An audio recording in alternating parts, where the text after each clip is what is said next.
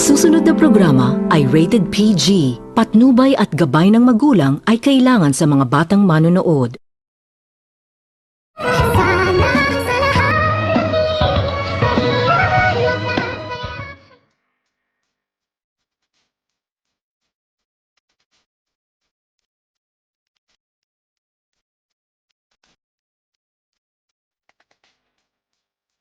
Pagkatapos nitong maisipan ni Don Pipi na pumunta sa Apex Medical Hospital upang bisitahin ang kanyang anak dahil gusto nito ni Don Pipi na makipag-anal na ang kanyang anak sa kanyang demonyetang asawa, ngunit hindi nito tinunod ni Dr. Tanyag ang mga sinasabi ng kanyang ama sa kanya dahil mayroon pa umano itong kailangang gawin si Dr. Tanyag sa kanyang asawa at mas mahalaga umano nito ni Dr. Tanyag na mag-aral muna umano ito para makabalik umano ito na maging isang doktor, kung kaya ito makapag-move on itong si Don Pipi sa mga sinasabi ng kanyang anak na itong si Ubing, kung kaya't naisipan nito ni Don Pipi na puntahan ito sa Apex Medical Hospital. At dito nang makarating na itong si Don Pipi sa Apex Medical Hospital ay hindi nito sukat akalain na kanyang makita ang kanyang anak. Nakaharap umano nito ng kanyang anak itong si Dr. Carlos na tila nag-aaway umano itong dalawa, kung kaya't dali-dali nitong nilapitan Don Pipi itong dalawa. At nang makaharap na nito ni Don Pipi ang kanyang anak at itong si Dr. Carlos ay gulat na gulat itong si Don Pipi ng kanyang maririnig galing sa bibig ng kanyang anak nang sabihin nito ni Dr. Tanyag kay Dr. Carlos na si Dr. Carlos umano ang pumukpok sa kanyang ulo sa kadahilanan na ikinagalit naman din nito ni Don Pipi ang kanyang nalalaman na katotohanan, kung kaya't agad nitong dinuro ni Don Pipi itong si Dr. Carlos at sinabihan nito ni Don Pipi itong si Dr. Carlos na ipapakulong niya umano ito dahil sa mga ginagawa nito ni Dr. Carlos sa kanyang anak.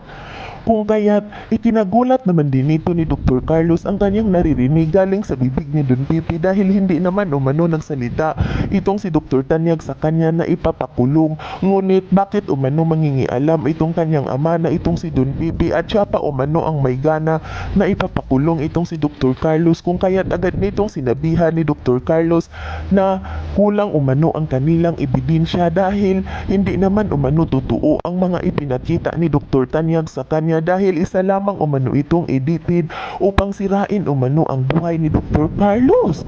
Kung kaya't agad naman din itong sinabihan ni Don Pipi itong si Dr. Carlos na wag na umano itong magsisinungaling pa dahil hindi umano nagsisinungaling ang CCTV camera, kung bakit pa umano nito i-deny ni Dr. Carlos ang katotohanan na siya talaga umano ang pumukpok sa kanyang anak na si Ubing. Yan ay ating aabangan sa susunod pa na pangyayari sa kaganapang ito ng abot kamay na pangarap. Huwag mong kalimutang isubscribe at i-hit ang notification bell ng aking channel.